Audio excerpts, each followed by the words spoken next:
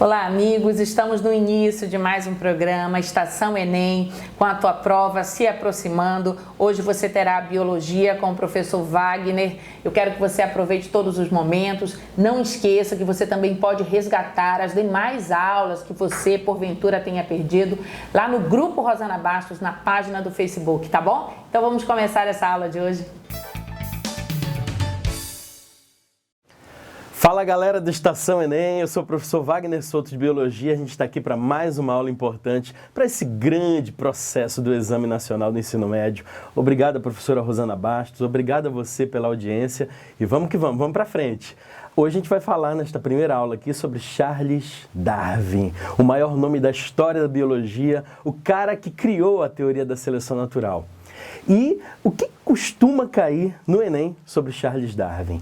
Ele vai ser muito abordado na nossa habilidade 14, que pede para você identificar padrões e fenômenos de processos vitais dos organismos, ok? A gente vai discutir agora como Charles Darwin pode ser aplicado na nossa prova. Lembrando, por favor, evoluir. Esta é a primeira palavra importante de hoje. Evoluir. Não é um processo de melhoramento. Evoluir não é um processo de piora. Evoluir pode ser qualquer uma dessas coisas. Então, o que você precisa definir na sua mente é que evoluir é mudar. Simplesmente mudar. Agora, se essa mudança vai ser boa, vai ser ruim, vai ser silenciosa, não vai trazer consequência nenhuma, é o meio ambiente que vai decidir. Tá legal? Eu quero te mostrar uma imagem agora, essa imagem é muito importante sobre essa perspectiva de Charles Darwin do que é a evolução. Dá uma olhada nesse peixe aí, galera. Isso aí é um peixe cavernícola. Pode observar, ele é um animal vertebrado, porque tem crânio, tem coluna vertebral, mas ele não tem olhos. Este peixe, então, por um processo de mutação, não tem olhos. Quer dizer, um animal vertebrado que não tenha olhos, realmente fica parecendo que é uma tragédia, né? Uma catástrofe. Mas esse peixe deu a sorte de nascer numa região afótica, ou seja, uma região sem luz. Numa região sem luz, a visão não faz falta. Porque não existindo luz, todos os animais que têm olhos nessa região vão tentar enxergar. E isso vai fazer com que os olhos tentem se desenvolver. Há um gasto enorme de energia e os demais sentidos não vão se desenvolver. Observa que este peixe aí, por não ter olhos, desenvolveu os outros sentidos. O tato, o paladar, a audição, o olfato. Por isso ele conseguiu sobreviver numa zona escura em que todos tentam enxergar. E ele chegou até a idade reprodutiva e se reproduziu. Teve filhos, a grande maioria, com olhos, mas alguns podem ter herdado esse material genético dele que permitiu que ele não tivesse olhos. Então imagine que de, 10 mil filhos, esse peixinho tenha tido 10 filhos só sem olhos. Foram eles que prevaleceram, porque a ausência dos olhos no local onde não tem luz é benéfica. Tá vendo só? Poderia ter sido uma catástrofe se ele nascesse numa região iluminada.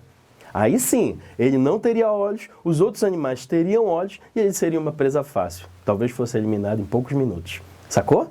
Então, evoluir é simplesmente mudar. Mudar. Não é mudar para melhor, não é mudar para pior.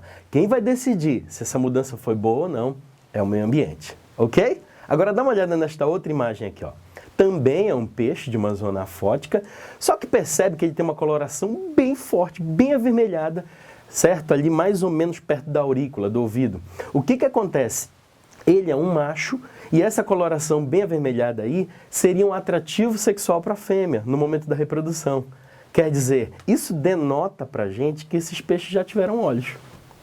Hoje em dia, esta espécie inteira não tem olhos. Então vamos imaginar que existam 10 milhões desses peixes desta espécie aí no mar. Os 10 milhões são sem olhos. Ok?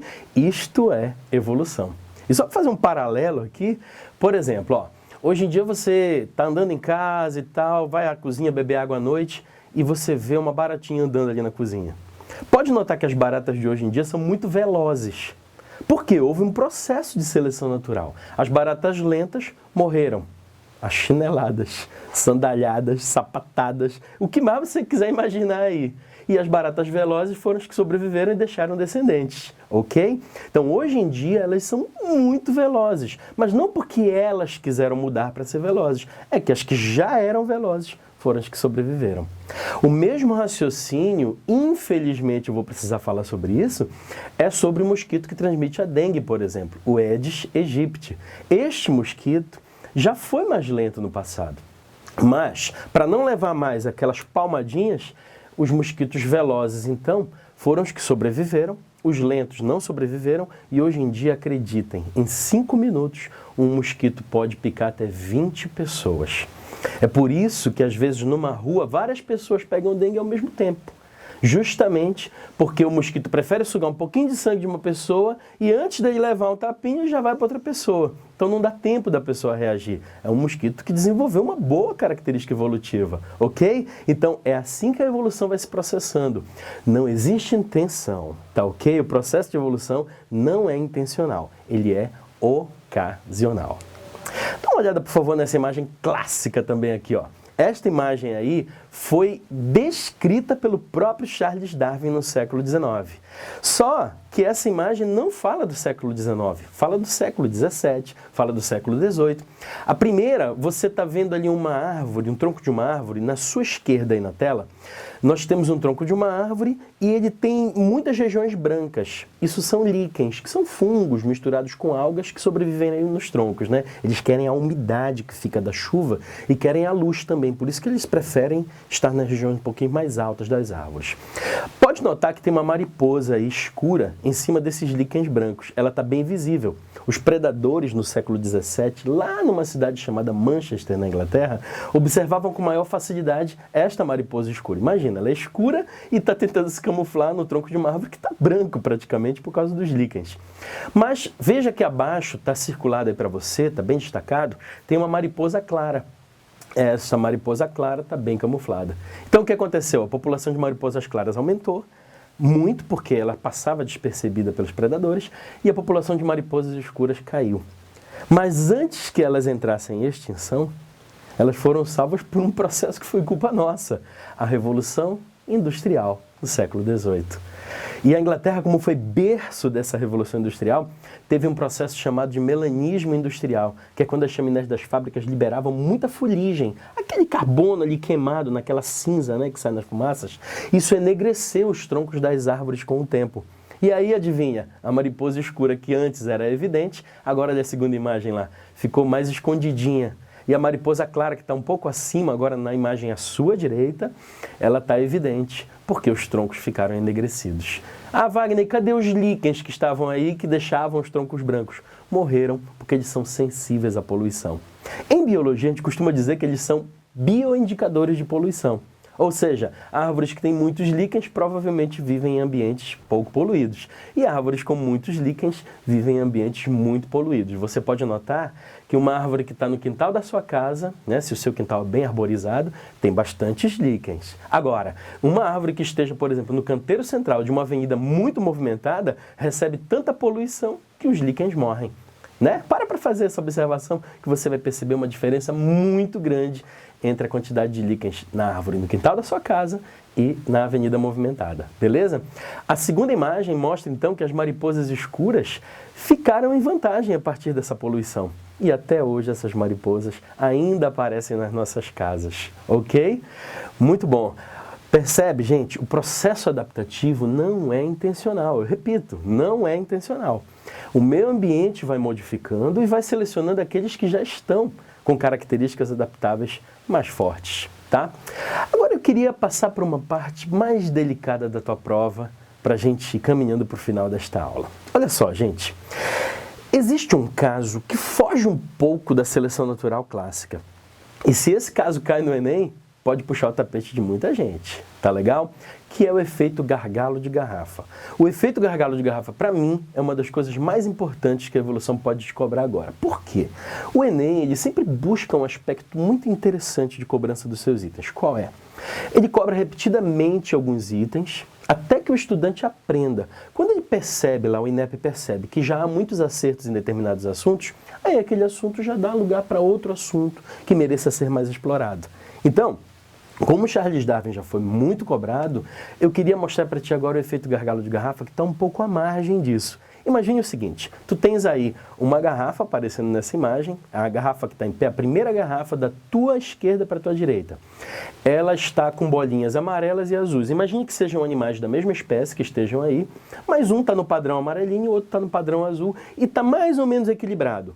Imagina que houve uma catástrofe ambiental dentro dessa garrafa. Essa garrafa é só figurativa, ela mostra um ambiente qualquer, ela denota um ambiente qualquer, poderia ser uma floresta. Imagine que essa floresta sofresse uma inundação e quase todos morreram afogados, esses animais, mas alguns estavam próximos de uma região seca. Esses, por sorte, conseguiram fugir para a região seca e sobreviveram. Observa nessa garrafa, por favor, que os que estão pertinho da boca da garrafa são os que conseguiram cair nesse copo. Ó. Então foram os que sobreviveram à inundação. Então eles sobreviveram não porque eles são mais aptos, entende? Não porque eles são mais preparados. Eles tiveram sorte de estar no lugar certo, na hora certa. E aí o que acontece? No segundo copo lá, você vê que agora eu tenho mais indivíduos azuis do que amarelos. E aí eles agora, que foram para um novo lugar, sequinho, sem risco de inundação, começaram a cruzar entre si. E a população vai crescer de novo. Observa na última garrafa agora. Agora o padrão aumentou para o azul e diminuiu para o amarelo. Porque, por sorte, escaparam da inundação mais indivíduos azuis. Eles deixaram mais descendentes e percebe então que agora o padrão da população modificou. Certo? Esse efeito é chamado de efeito gargalo de garrafa. Agora o padrão azul está em maior número, mas volto a dizer, não é porque eles são melhores do que os amarelos, mais adaptados do que os amarelos. Eles tiveram sorte de sobreviver a uma catástrofe, ok? Esse efeito gargalo de garrafa está um pouco à margem daquela história de seleção natural, em que os mais aptos sobrevivem. Fica ligado nisso, hein? Muito obrigado, futuro calouro, tudo de bom, boa sorte, bons estudos para você e a gente se vê no próximo programa. Tchau! Pronto, acabou. Mas na semana que vem tem mais. Então essa prova, ela não pode ser um bicho de 7 cabeças para você não.